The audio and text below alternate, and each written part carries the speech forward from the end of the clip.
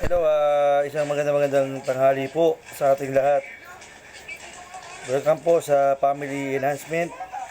So, reminders lang po. Asahan nyo po yung ating mga susunod po na video ay may mga magaganda po akong i-upload. Lalong-lalo na sa ating pong gagawin, may idadagdag po ako sa for inspirational po. Asahan po ninyo yan sa mga darating po na araw, lalong-lalo na po may kinalaman po yan sa pang-araw-araw po ng ating buhay. At meron din tayong mangyayari, papagandahin po natin yung ating mga video na i-upload. Magkakaroon din tayo ng tinatawag na payong pag-ibig.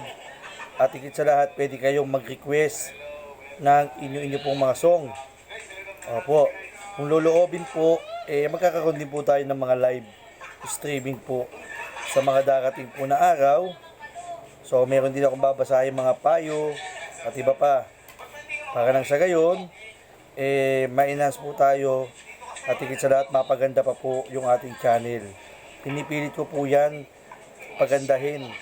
Sa haba po kasi ng aking panahon na ginugugol, 2 years before, hindi po ako nakakagawa ng mga video. So, sa akin naman pong palagay, kailangan po gumawa pa po ng magagandang video. So sa mga nais po mag-comment, please comment below sa description box na akin pong itatanong ano po bang mas maganda pang gawin para mapaganda pa yung video po natin. At higit sa lahat, ma-enhance pa po yan para sa ikagaganda ng ating video at maraming customer po ang mag-enjoy manood ng ating pong video.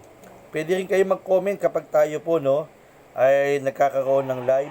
Higit sa lahat, payong pag-ibig, inspirational, payo sa pamilya, at higit sa lahat, sa mga problema natin sa buhay. Thanks for watching Family Enhancement. Sa mga sumusuporta po, maraming salamat po sa inyo. Sana po ay hindi nyo pagsawaan.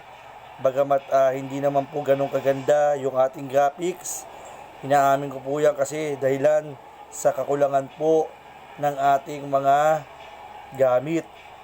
Maliit lang po kasi ang MB ng aking cellphone. So yun po yung aking nais gawin. Kahit maliit, bahagya. Ang importante, sinasabi ko po sa inyo, yung content. Hindi naman yung design. Hindi naman yung thumbnails. Yung content na napakahalagang bahagi. Di ba nga may kasabihan nasa loob dapat ang kagandahan ng anyo, hindi panlabas ang dapat hanapin. Opo. So ang payo po, hindi dapat tignan ang panlabas na kaanyuan, kundi po sa panloob. Yung po yung pinakamahalagang bahagi na aking po isinasuggest. Lalo na sa inyong pamilya, kung ano man po ang inyong problema o suliranin, dapat tayo pong mga ama ay magpakaya sa kanila. Bigyan natin sila ng makatotohanang bagay na magkakaroon po ng daily average sa kung saan yung problema natin ay maayos.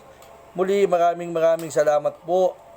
Sana, hopefully, sa mga susunod pa, pipilitin ko pong madagdagan yan. Magandang tanghali po sa inyong lahat. Sana po ay nakatulong ang aking video kahit bahagya at simpleng pangungusap lang. Maraming salamat po. Bye-bye!